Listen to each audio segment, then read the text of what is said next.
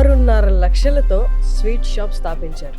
ఆ sweet shop ఇప్పుడు yearly turn over 60 crores and 20+ branches only in Hyderabad. సూచిగల మిఠాయిల గురించి విన్నాను, రుచిగల మిఠాయిల గురించి విన్నాను. వీటికి భిన్నంగా నిజాయితీ గల మిఠాయిలు అనే నినాదంతో ఈ రంగంలోకి వచ్చాము. ఆలివ్ మిఠాయి షాప్, పుల్లారెడ్డి, ఆల్మండ్ హౌస్ వీటన్నిటికీ ధీటుగా పోటీ ఇస్తూ ముందుకెళ్తుంది ఇప్పుడు ఆలివ్ మిఠాయి షాప్. నాణ్యమైన ఉన్నతమైనటువంటి మిఠాయిలు వాళ్ళు ప్రజలకు అందించారు కాబట్టి వాళ్ళందరూ అంత స్థాయికి ఎదిగారు. నిజాయితీ గల మిఠాయి నిజాయితీ గల మిఠాయిలు అంటే స్వీట్స్ విత్ హానెస్టీ. 17 ఏళ్ల చరిత్రలో 100 గ్రాముల కోవా మాకు అమ్మానని ఒకళ్ళు కూడా మీరు చూపించలేదు. ఒక చిన్న తప్పు జరిగినా ఇంకా ఫ్యామిలీ చైన్ ఆగిపోద్ది రావడం. కానీ 17 ఏళ్ళగా మీరు స్టాండర్డ్ గా మెయింటైన్ చేస్తూ వచ్చింది ఒకటి నిజాయితీ నమ్మకం. ఈ నిజాయితీ నమ్మకాన్ని కొనసాగించడం అనేటువంటిది కొద్దిగా ఇబ్బందికరమైంది. మార్కెట్ లో హైయెస్ట్ శనగపప్పు ఎక్కడ దొరికితే అది కొంటాం, హైయెస్ట్ కాస్ట్లీయెస్ట్ జీడిపప్పు ఎక్కడ దొరికితే అక్కడ కొంటాం, హైయెస్ట్ బాదం పప్పు ఎక్కడ దొరికితే అక్కడ కొంటాం. బెస్ట్ ఇంగ్రీడియంట్స్ మాత్రమే బెస్ట్ ప్రొడక్ట్ గా తయారవుతాయి. ఆలివ్ దొర్రాజ్ గారి వాళ్ళు మనతో ఉన్నారు. మీ దగ్గర హైయెస్ట్ సెల్లింగ్ స్వీట్ ఏదైనా ఉందా సార్? 40% మోతిచూరే ఉంటుంది. మిగతా అన్ని కలిపి కారాలు కానీ అన్ని కలిపి మిగతా ఉంటాయి. అండ్ మోర్ ఎవర్ మా దగ్గర పన్నీర్ జిలేబీ సూపర్ ఉంటుంది. దాదాపు రోజుకి 100 కిలోలు యూఎస్కి వెళ్తాయి. నమస్తే వ్యూస్. శ్రీరామ్ చిట్స్ లో ఎంప్లాయీ అక్కడ ఉద్యోగం మానేసి 6.5 లక్షలతో స్వీట్ షాప్ స్థాపించారు. ఆ స్వీట్ షాప్ ఇప్పుడు yearly turn over 60 crores and 20+ branches only in Hyderabad. ఇంకెక్కడో కాదు, ఓన్లీ ఇన్ హైదరాబాద్ లో 60 కోట్ల టర్న్ ఓవర్ తో నడుస్తుంది ఆలివ్ మిఠాయి షాప్. ఆలివ్ మిఠాయి షాప్ ఓనర్ ఆలివ్ దొర్రాజ్ గారి వాళ్ళు మనతో ఉన్నారు. నమస్తే సార్. నమస్తేనండి. అప్పటికే దిగ్గజాలు ఉన్నారు ఆ ఇండస్ట్రీలో.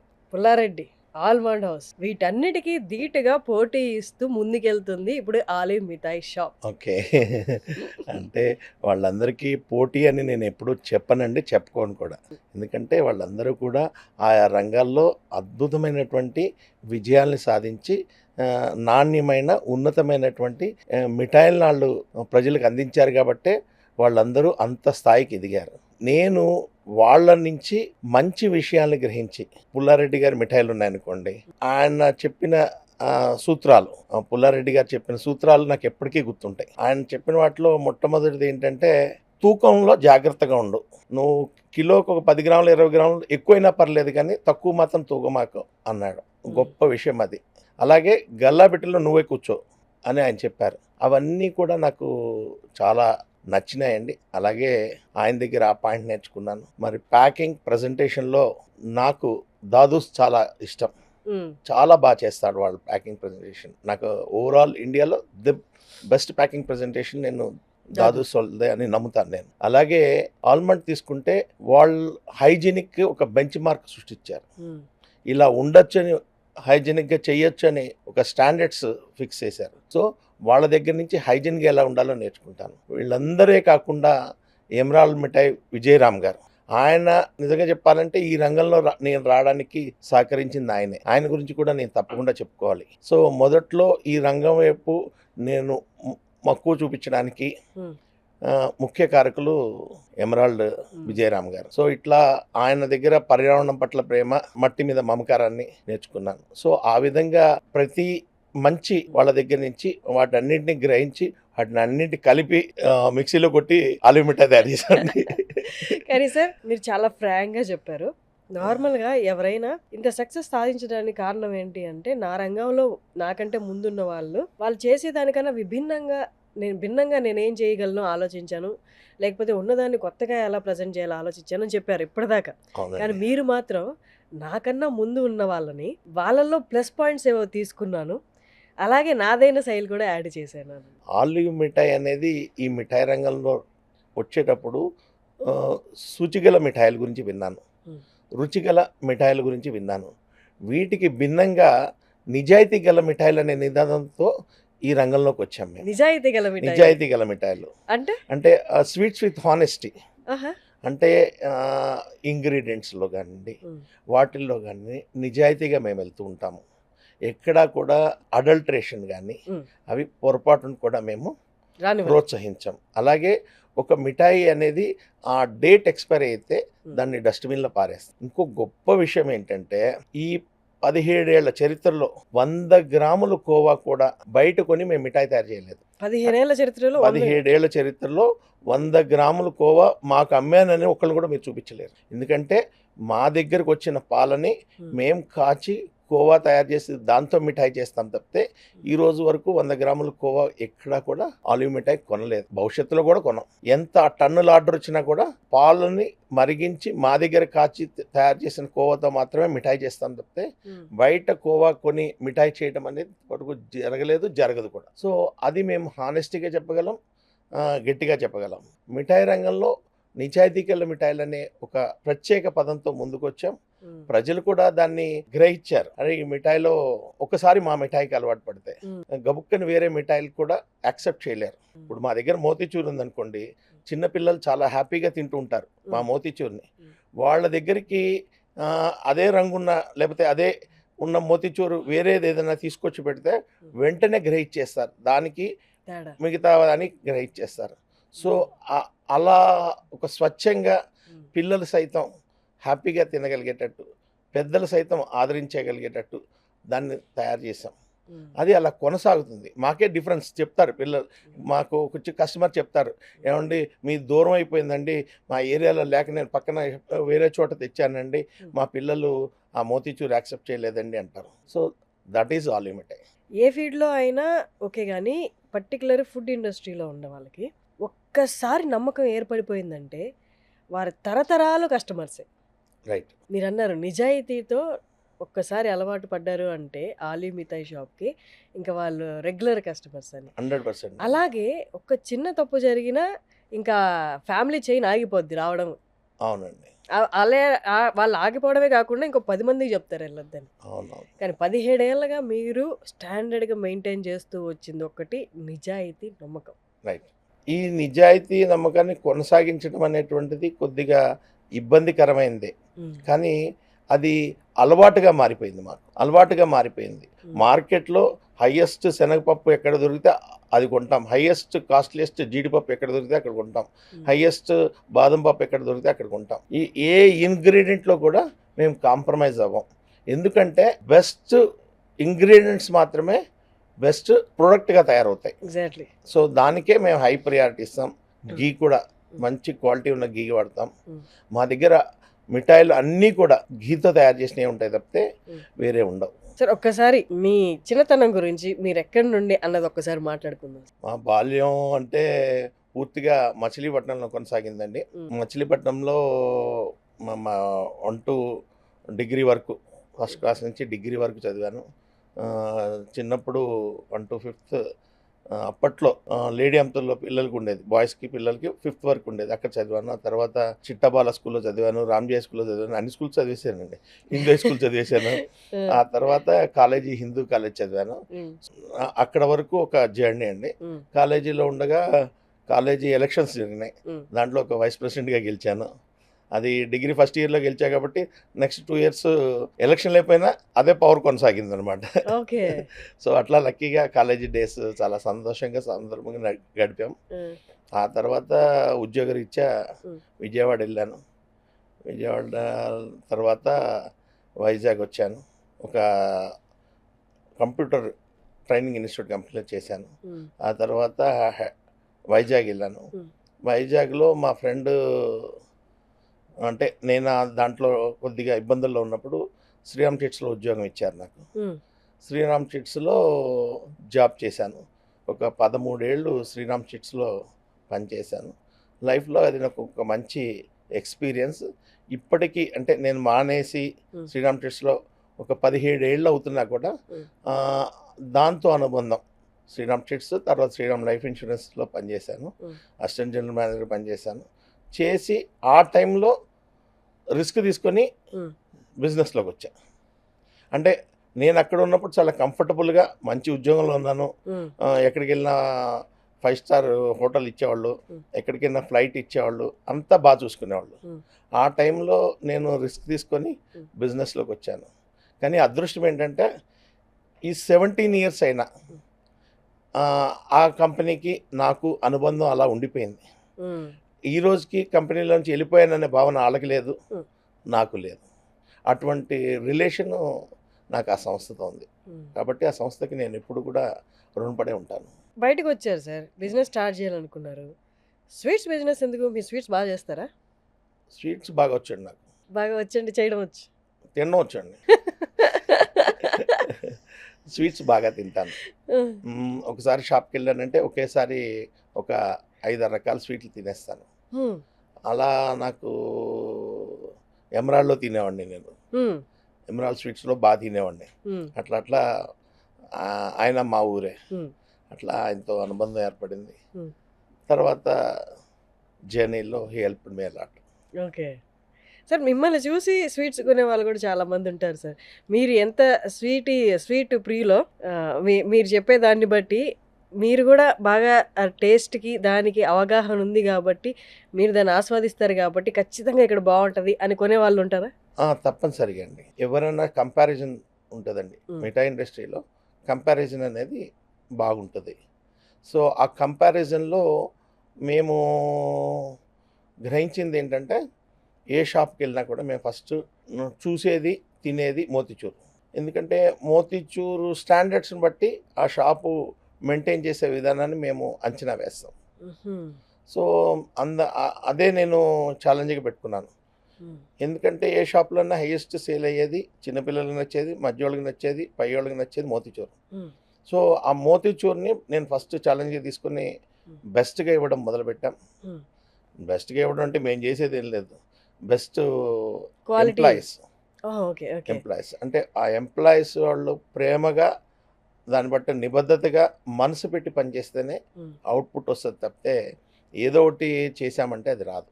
ఆలివ్ మిఠాయి సక్సెస్ వెనకాల తప్పనిసరిగా మా చెఫ్స్ కృషి ఎంతో ఉందండి. ప్రతి పండుగకి ముందు మేము దేవుని కోరుకునేది ఒకటే, ఎటువంటి ప్రమాదాలు జరగకుండా, ఎటువంటి కస్టమర్లకి ఎటువంటి ఇబ్బంది కలగకుండా, అంటే ఎటువంటి కంప్లైంట్స్ రాకుండా ఇది సక్సెస్ఫుల్గా చేయమని కోరుకుంటాం. అలాగే మేము చేసే మిఠాయిలు ఒక ఆటో వాడు తినొచ్చు, ఒక అమెరికాలో ఉన్నాడు తినొచ్చు. అంత అఫోర్డబుల్గా ఉంటాయి. అంటే ఎఫర్డబుల్ ప్రైస్ అని కాదండి, అంటే మాకు ఎవరు తింటారో తెలియదు, బట్ తినే ప్రతి ఒక్కళ్ళు కూడా తిన్న తర్వాత బాగుంది అనే ఒక ఫీల్ రావాలి. అలాంటి ఫీల్ రాకపోతే they will not continue with us. అంతే, కరెక్ట్. సో దానికోసం మేము కష్టపడతాం. మా ఎంప్లాయీస్ అందరూ కూడా మనసు వాచ ఐటమ్ మీద ప్రేమ పెట్టి మరీ చేస్తారు. ఇంగ్రీడియంట్స్ ఒకటే కాదు, ఆలివ్ మిఠాయి అంటే ద లవ్ ఆఫ్ చెఫ్స్. చెఫ్స్కి ఆ మిఠాయిల పట్ల ఉన్న ప్రేమ, మాకుండే బాధ్యత, ఆ రెండు మా మిఠాయిలు తెలియజేస్తారు. మీరు ఒక ఇంట్రెస్టింగ్ మాట అన్నారు సార్. ఏ స్వీట్ షాప్ క్వాలిటీని మనం తెలుసుకోవాలన్నా ఫస్ట్ అక్కడికి వెళ్ళి మోతీచూర్ తింటే మొత్తం అసెస్ చేసేయచ్చా అక్కడ దొరికే స్వీట్స్ క్వాలిటీ? మ్యాక్సిమం అంటే మాకు అంటే ఇప్పుడు దీంట్లో రకరకాల స్కూల్స్ ఉంటాయండి. మిఠాయిల్లో కూడా రకరకాల మిఠాయిలు ఉంటాయి. అంటే నార్త్ ఇండియన్ మిఠాయిలు, సౌత్ ఇండియన్ మిఠాయిలు, లేకపోతే సాంప్రదాయ మిఠాయిలు, ఇట్లా రకరకాలు ఉంటాయి. వీటిల్లో ఎవరి దగ్గరికి వెళ్తే ఏది రుచి చూడాలనేది మనకి అసెస్మెంట్ ఉంటుంది, అంతే కదా. చిన్న ఎగ్జాంపుల్ చెప్తానండి. మనం ఇరానీ కేఫ్కి వెళ్ళి కాఫీ ఆర్డర్ చెప్పకూడదు, అలాగే ఒక ఉడిపి హోటల్కి వెళ్ళి చాయ్ ఆర్డర్ చెప్పకూడదు. ఉడిపి హోటల్లో కాఫీ బాగుంటుంది, ఇరానీ కేఫ్లో చాయ్ బాగుంటుంది. సో లైక్ దట్ మేము కూడా అసెస్ చేసుకునేటప్పుడు ఒక మిఠాయి షాప్కి వెళ్ళినప్పుడు ఇది నార్త్ ఇండియన్ మిఠాయా, సౌత్ ఇండియన్ మిఠాయా, సాంప్రదాయ మిఠాయా, ఇలాంటి ఎదుక్కుంటాం. దాంట్లో బెస్ట్ ఐటమ్ ఏముంటుంది ఏంటనేది తింటాం. తింటే జాగ్రత్తగా తీసుకొచ్చి మా చెఫ్కి ఇచ్చి నాయన ఇలా చేయాలి నాయన అని చెప్తాం. అండ్ ఇది లెర్నింగ్ ప్రాసెస్ అనేది కంటిన్యూస్గా నడుస్తూనే ఉంటుంది.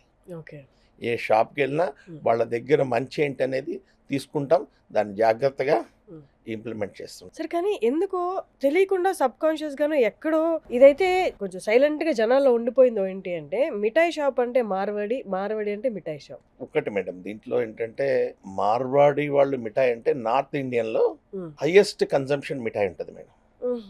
మన సౌత్ ఇండియాకి వచ్చేసరికి మన హైదరాబాద్లో ఏం తింటాం మేడం?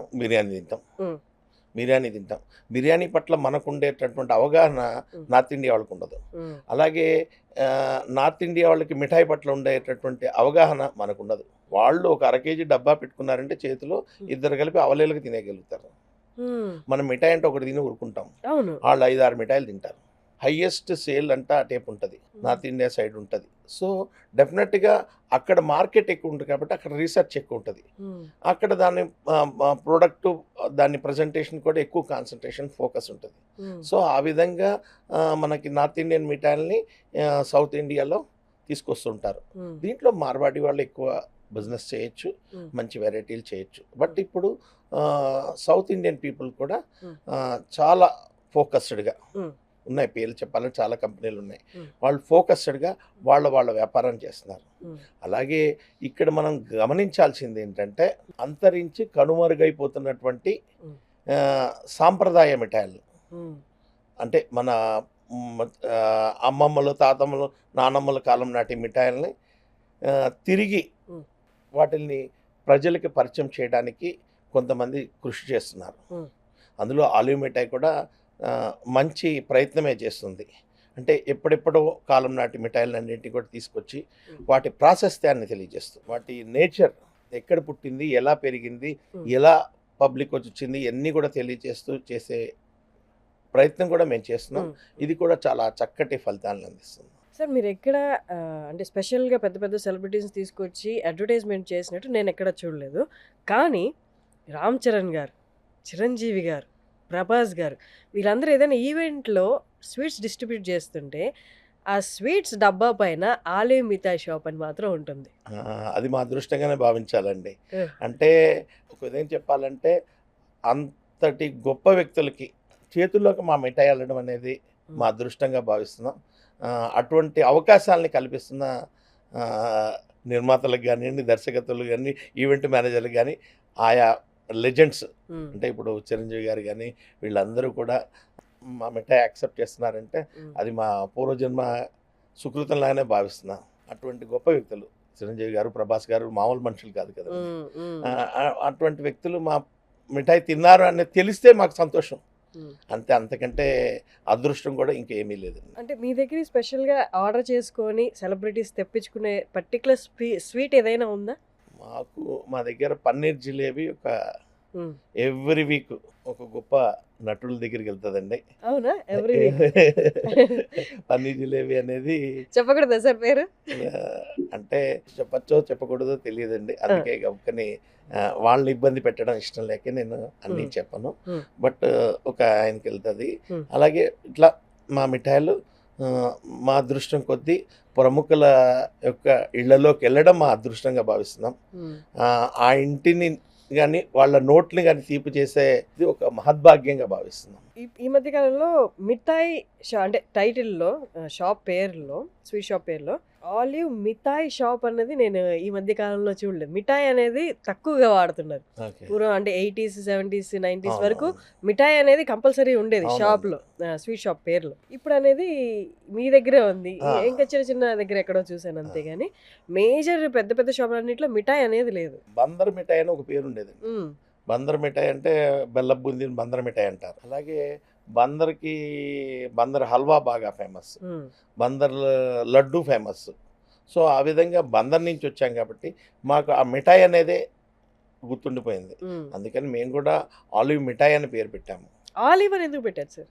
ఆలివ్ అంటే ఇది కరెక్ట్ క్వశ్చన్ మేడం. చాలామంది ఆలివ్ మిఠాయి ఎలా పేరు వచ్చిందంటారు. అది కూడా ఒక అదృష్టంగానే భావిస్తున్నాను. నా పేరు జస్ట్ సహజంగా నేను వచ్చి ప్రకృతి ప్రేమికుడిని, పర్యావరణం పట్ల చాలా ప్రేమ ఉన్నవాడిని. సో గ్రీన్కి ఆల్టర్నేటివ్ పదం ఏముందా అని నెట్లో ఎతికాను. ఎతికితే ఆలివ్ అని వచ్చింది. సో ఆలివ్ అని కానీ ఆలివ్ పెట్టేశాను పేరు. కాకపోతే నాకు తర్వాత తెలిసింది ఏంటంటే ఆలివ్ అనేది ఇట్స్ ఎవర్ గ్రీన్ ట్రీ అంట. ఇట్స్ ఎవర్ గ్రీన్ ట్రీ, ఎప్పుడు ఆకులు పచ్చగా ఉంటాయంట. అలాగే 100కి పైగా ఔషధ ప్రయోజనాలు ఉన్నటువంటి చెట్టు అది. అలాగే it's a holy name from Bible. Olive అనేది holy name from Bible. So ఇవన్నీ క్వాలిటీస్ ఉన్నాయని తర్వాత తెలిసింది. అదృష్టంగా భావిస్తున్నాను. అలాగే ఆ నేమ్ కూడా ఏంటంటే మేము ఈరోజు అమెరికా వెళ్ళినా కూడా వాళ్ళకు కూడా ఆ పేరు బాగా నచ్చుద్ది. అంటే ఒక బ్రాండ్ నేమ్లా ఉంటుంది. సో అంత మంచి నేమ్ సెలెక్ట్ చేసుకోవడంలోనే మా సక్సెస్ స్టార్ట్ అయిందండి. Exactly sir. అంటే పేరు క్యాచీగా ఉంటే, పేరు ఎంత నానుడి అయి ఉంటే అంత ఈజీగా చెప్పేస్తారు. ఎక్కడి నుంచి చేద్దాం స్వీట్లు అంటే ఏవో పళ్ళు ఉంటారు. అయితే పలకరాని పదం అనుకోండి వాళ్ళకి ఆ. గుర్తు కూడా రాదు. అవును. ఆలివ్ అనుకోండి టక్కని చెప్పేసి ఆలివ్ నుంచి తెప్పించేసే స్వీట్లు. అంటే ఆలివ్‌కి ఇంకొక సక్సెస్ ఉందండి. అంటే everybody is talking about the brand. Olive mithai bond beyond the brand అనే నినాదంతో ప్రజల్లోకి వచ్చిందండి. ప్రజలకి ఆలివ్ మిఠాయి ఇంత చేరువ అవ్వడానికి ముఖ్య కారణం ఏంటంటే వాళ్ళ జీవన విధానంలో ఒక భాగం అయిపోయింది. పండగ వస్తే ఆలివ్ గుర్తొస్తుంది. అలాగే పండగకి కూడా ప్రతి షాప్ని కూడా ఆ పండగ సందర్భోచితంగా డెకరేట్ చేస్తుంటాం. సంక్రాంతి వస్తే సంక్రాంతి డెకరేషను, దసరా వస్తే దసరా డెకరేషను, దీపావళి వస్తే దీపావళి డెకరేషన్ చేస్తాం. అలాగే జస్ట్ సంక్రాంతి అనుకోండి, మా షాపుల దగ్గర గంగిరెద్దులు ఉంటాయి, ఆ తర్వాత హరిదాసులు ఉంటారు, తర్వాత బొమ్మల కొలువు పెడతాము. బొమ్మల కొలువు పెట్టి చుట్టుపక్కల వాళ్ళందరినీ పిలిచి పిల్లల్ని తీసుకొస్తే వాళ్ళకి మేమే భోగి పళ్ళు పోస్తాం. సో ఇవన్నీ కూడా కనెక్టింగ్ ఐడియాస్. వాళ్ళతో మరింత మమేకం అవ్వడానికి, ప్రజలకి మరింత దగ్గర అవ్వడానికి ఇవన్నీ చాలా బాగా ఉపయోగపడతాయి. అలాగే రంజాన్ వస్తే మొత్తం రంజాన్లా డెకరేషన్ చేస్తాం. నవాబీ మిఠాయిలన్నింటినీ 7 రకాల నవాబీ మిఠాయిల్ని తెలియజేస్తాం. అంటే ఇవన్నీ పెడతా ఉంటే దాంట్లో డబ్బులు వచ్చేస్తాయనో లేకపోతే వ్యాపారం జరిగిపోతుందని కాదండి. ప్రజలకి మరింత దగ్గర అవ్వడానికి, వాళ్ళ ఆశలకి వాళ్ళ కోరికలకి మరింత విలువనిస్తూ వాళ్ళకి దగ్గరయ్యే ప్రయత్నం చేస్తుంటాం. సో ఆ విధంగా మాకు పిల్లలు, పెద్దలు, యూత్ అందరూ మాకు కనెక్ట్ అయి ఉంటారు. మా సేల్స్ ఏంటంటే అన్ని ఏరియాస్ ఆఫ్ పీపుల్ని కనెక్ట్ అవ్వాలి, అన్ని ఏజెస్ ఆఫ్ గ్రూప్ని కనెక్ట్ అవ్వాలి. ఆ విధంగా మా ప్రయత్నం ఎప్పుడూ చేస్తూనే ఉంటాం. ఓకే సార్, ఒక్కసారి మనం ఇది ఓవరాల్ బిజినెస్ ఆస్పెక్ట్లో ఒక్కసారి చూద్దాం సార్. హైదరాబాద్లో స్వీట్ కన్జంప్షన్ అనేది ఏ సీజన్లో ఎక్కువ ఉంటుంది, ఎంత ఉంటుంది, ఎంత బిజినెస్ అవుతుంది? హైదరాబాద్లో ఓవరాల్గా హైదరాబాద్ అనే కాదండి, ఇండియా మొత్తానికి కలిపి జూలై ఆగస్ట్ నుంచి స్టార్ట్ అవుతుందండి. ఆగస్ట్ నుంచి దీపావళి అంటే మ్యాక్సిమం నవంబర్ దాకా వేసుకోండి. నవంబర్ దాకా ఉంటుంది సీజన్. ఒక చెప్పాలంటే ఇది 100 రోజుల సినిమా అండి. ఇది ఆ 100 రోజులే సినిమా ఆడుతుంది. ఆ తర్వాత అంతా కూడా డల్గానే ఉంటుంది. అంటే ఒక 3 నుంచి 4 నెలలు సీజన్ ఉంటుందండి, మిగతా కూడా అన్సీజనే. ఇప్పుడు అనుకోండి, ఇప్పుడు ఫిబ్రవరి తీసుకోండి, ఫిబ్రవరి, మార్చి, ఏప్రిల్, మే, జూన్ బిజినెస్ ఉండదు. ఎందుకు ఉండదు అంటే ఫిబ్రవరి, మార్చి పరీక్షలు గొడవలో ఉంటారు పిల్లలు, పేరెంట్స్. నెంబర్ 1. నెంబర్ 2, ఏప్రిల్, మే ఎండాకాలం. ఎండాకాలం వస్తే ఏం చేస్తారండి? కూల్గా తాగడానికి చల్లగా కూల్ డ్రింకులు తాగుతారు, ఐస్ క్రీమ్లు తింటారు, ఆ తర్వాత మామిడి పళ్ళు తింటారు. మా బడ్జెట్ అంతా దానికి వెళ్ళిపోయింది. ఇక జూన్ వచ్చింది అనుకోండి, పుస్తకాలు, బ్యాగులు, యూనిఫామ్లు ఇవి కొంటారు. ఇక స్కూల్స్ తెరిచేస్తారు. జూలై దాకా సెట్ అవుతారు. ఆగస్టుకి మొదలవుద్ది మా బిజినెస్. రాఖీతో మొదలవుద్దండి బిజినెస్. రాఖీతో మొదలై దీపావళితో ఎండ్ అవుతుంది. అది మన ఇండియాలో జరిగే బిజినెస్. కాకపోతే మనకి ఆంధ్రాలో బిజినెస్ డిఫరెంట్గా ఉంటుంది. ఈ జనవరి ఫస్ట్ బిజినెస్ బాగుంటుంది అక్కడ. అక్కడ మాత్రం జనవరి ఫస్ట్ బిజినెస్ బాగుంటుంది. ఇక్కడ దీపావళి మన కర్ణాటకకి వెళ్తే దసరాకు ఉంటుంది బిజినెస్. దసరాతో ఎండ్ అయిపోద్ది వాళ్ళకి బిజినెస్. మన హైదరాబాద్లో దీపావళి బాగా చేస్తారు, ఆంధ్రాకి వెళ్ళేసరికి జనవరి ఫస్ట్ బాగా చేస్తారు. సో ఒక్కొక్క ఏరియాలో ఒక్కొక్కలాగా ఉంటుంది. ఓవరాల్గా ఇండియా తీసుకుంటే ఈ 3 నెలలు అనేది బెస్ట్ సీజన్. అంటే హైదరాబాద్ అనేది it's a big happening place అండి. అండ్ మేము చాలా గర్వంగా చెప్పుకోగలిగింది అంటే హైదరాబాద్లో ఉండడం ఒక అదృష్టంగా ఫీల్ అవుతున్నాం. ఎందుకంటే ఇట్స్ ల్యాండ్ ఆఫ్ బ్లెస్సింగ్. ఎంతో మంచి ప్లేసు. చాలామంది ఉపాధి కోసమో లేకపోతే ఉద్యోగం కోసమో వ్యాపారం చేర్చుకోవడానికి వచ్చిన వాళ్ళకి అందరికీ కూడా ఈ ల్యాండ్ చాలా బ్లెస్ చేసింది. వాళ్ళందరూ కూడా హ్యాపీగా బతుకుతాం. మేము సౌత్ ఇండియాలో కంపేర్ చేసుకుంటే హైదరాబాద్ కంపేర్ చేసుకుంటాం తప్పితే ఒక చెన్నైనో ఒక బెంగళూరునో ఇంకోటి కంపేర్ చేసుకోం. అది మీ దగ్గర హైయెస్ట్ సెల్లింగ్ స్వీట్ ఏదైనా ఉందా సార్? ఉంటే ఎన్ని కేజీలు ఆర్ టన్స్ అంటారా? అది ఒక్కసారి. అంటే మా దగ్గర హైయెస్ట్ సేల్ ఉన్న స్వీట్ మోతీచూర్ అండి. మోతీచూర్ హైయెస్ట్ ఉంటుంది. అంటే మా సేల్ ఒక 40% మోతీచూరే ఉంటుంది. మిగతా అన్నీ కలిపి కారాలు కానీ అవన్నీ కలిపి మిగతా ఉంటాయి. అండ్ మోర్ ఎవర్ మా దగ్గర పన్నీర్ జిలేబీ బాగా ఫేమస్, సూపర్ ఉంటుంది. దాదాపు రోజుకి 100 కిలోలు యూఎస్కి వెళ్తాయి. యూస్కి వెళ్తాయి. యూస్కి ఓకే. వెళ్తాయి. ఆహా. ఓకే. అలాగే హ్మ్, మా దగ్గర కొద్దిగా ప్రీమియం స్వీట్స్‌లో ఉమ్. కాజు క్రిస్పీ రోల్ చాలా బాగుంటుందండి. కాజు క్రిస్పీ రోల్. క్రిస్పీ రోల్, ఉమ్. క్రంచీ హనీ ఆల్మండ్ అని ఉంటుంది. ఉమ్. అది కూడా చాలా బాగుంటుంది. అంటే ప్రీమియంలో. ఉమ్. సో అట్లా మేము కొన్ని ఐటెంలు సిగ్నేచర్ ఐటమ్స్ పెట్టుకుంటాము. ఉమ్. అవన్నీ కూడా బాగుంటాయి. అలాగే బందర్ మిఠాయి, ఉమ్. బందర్ హల్వా ఉమ్. చాలా బాగుంటుంది. కాకపోతే మా ప్రాబ్లం ఏంటంటే, మా ప్రాబ్లం కాదు, ఎవరికైనా తినేసిన తర్వాత బందర్లో బాగుంది అంటారు. అయ్యో. అంటే ఆ ఫీల్ వాళ్ళకి ఎంత మనం మంచిగా చేసినా రాదు అది. ఆ బందర్లో ఉండి తింటేనే వస్తుంది ఆ ఫీల్. సో బందర్ లడ్డు కూడా బాగానే చేస్తాం. సో ఇవి మెయిన్ మా దగ్గర ముఖ్యంగా ఉంటాయి. ఇది కాకుండా మా ప్రత్యేకత ఏంటంటే కస్టమైజ్డ్ గిఫ్టింగ్. మీ ఇంట్లో బర్త్డే ఉంది, మీరు వచ్చి ఒక నా హ్యాపీ బర్త్డే అని నాకు 100 బాక్సులు కావాలన్నారు, చేసి ఇచ్చేస్తాం. లేకపోతే ఒక ఓణీల్ ఫంక్షన్, లేకపోతే ఒక గృహ ప్రవేశం, ఇలాంటిది ఏదన్నా ఉంటే వాళ్ళ పేర్లతో వాళ్ళ ఫోటోలతో బాక్స్ తయారు చేసి ఇచ్చేస్తాం. అది మేము ప్రత్యేకంగా స్టార్ట్ చేసాము. ఎక్స్ట్రాడినరీ రెస్పాన్స్ ఉంది. మా దగ్గరికి వచ్చే కస్టమర్లు చాలామంది ఈ కస్టమైజ్డ్ బాక్సుల కోసం వస్తారు. అలాగే మేము అమెరికాలో మేము బాగా స్ప్రెడ్ అవ్వడానికి కానీ మేము రీచ్ అవ్వడానికి కూడా ఈ కస్టమైజ్డ్ బాక్సులు బాగా సపోర్ట్ చేసినాయి. అలాగే మా దగ్గర ఆలివ్ మిఠాయి ఎక్స్ప్రెషన్ సిరీస్ ఉందండి. ఆలివ్ మిఠాయి ఎక్స్ప్రెషన్ సిరీస్లో మా మిఠాయిలు మాట్లాడతాయి. అంటే నేను ఏం చెప్తానంటే, ఇప్పుడు మీరు ఎవరికో సారీ చెప్పాలి, మా దగ్గర సారీ అనే బాక్స్ ఉంటుంది. మీరు ఎవరికో కంగ్రాచులేషన్స్ చెప్పాలి, కంగ్రాచులేషన్స్ బాక్స్ ఉంటుంది. మీరు ఎవరికో థ్యాంక్స్ చెప్పాలి, థ్యాంక్స్ అనే బాక్స్ ఉంటుంది. అట్లా మా దగ్గర రకరకాల బాక్సులు ఉంటాయి.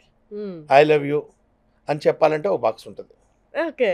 సో అట్లా అంటే దాంట్లో స్వీట్స్ కూడా దానికి తగ్గట్టే ఉంటాయి. సారీ ఏ కైండ్ ఆఫ్ స్వీట్? దేంట్లోనే చాక్లెట్ పెడతాం మేడం. ఓకే. ఇవన్నీ ఒక సిరీస్, అంటే ఒకే డిజైన్ లో బాక్స్, ఒకే సైజ్ లో ఉంటాయి. డిఫరెంట్ డిఫరెంట్ కాన్సెప్ట్స్ రాసి ఉంటాయి దాని మీద. ఓకే. So, మన ఫిబ్రవరి సందర్భానికి 14th వస్తుంది కాబట్టి లవర్స్ అందరూ నోట్ చేసుకోవాల్సిన పాయింట్ ఇది. సో ఏ ఎక్స్ప్రెషన్ కి ఏం చెప్పాలంటే దానికి బాక్స్ ఉంటుంది. సో ఇవి కూడా మంచి ప్రాచుర్యం పొందాయి. అంటే కనెక్టింగ్, లాస్ట్ మినిట్ గిఫ్టింగ్ లో కూడా పనికి వస్తాయి కదా సార్ బాగా ఇవి? మీరు కొనిపెట్టేసుకోవచ్చు. మా అన్ని ఒక సెట్ కొనిపెట్టేసుకున్నారు అనుకోండి, థ్యాంక్ యూ అన్నప్పుడు thank you, congratulation, I love you అన్నప్పుడు ఐ లవ్ యూ బాక్స్ ఇచ్చేస్తూ ఉండొచ్చు.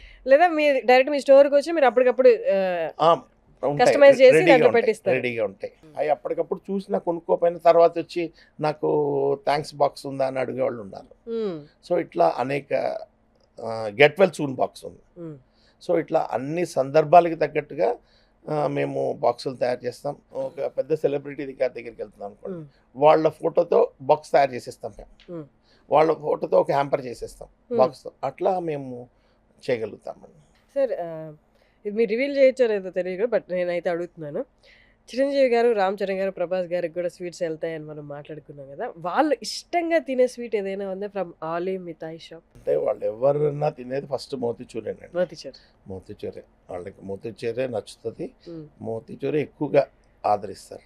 ఓకే. మీ దగ్గర అలాగే కారాలు, పొళ్ళు, పచ్చళ్ళు కూడా ఉంటాయి కదా, ఇవి ఎవరు ఆర్డర్ అంటే సెలబ్రిటీస్ ఆర్డర్ చేసుకుంటారు కదా, వాళ్ళు దాని మీద ఏమీ చెప్పలేదా సార్? దాని మీద ఏమీ చెప్పలేదండి. కాకపోతే పచ్చళ్ళు పొళ్ళు అనేవి బాగుంటాయని చాలామంది ప్రశంసలు ఇచ్చారు. చాలా మంచి ఫీడ్బ్యాక్ వచ్చిందండి వాటి గురించి కూడా. ఏ బిజినెస్కైనా ఎంత లేదనుకున్నా జనాల్లోకి వెళ్ళాలి అంటే ఏకైక మార్గం మార్కెటింగ్. మార్కెటింగ్ అనేది మీ దగ్గర నేను గమనించింది మిగతా వాళ్ళతో భిన్నంగా ఉన్నది ఏంటి అంటే, మార్కెటింగ్ అనేది స్వలాభమే కాకుండా నేను మార్కెటింగ్ చేసేటప్పుడు నాకు ఉపయోగం ఉండాలి, నీకు ఉపయోగం ఉండాలి మార్కెటింగ్ లో కూడా. అది నేను ఒకటి గమనించాను.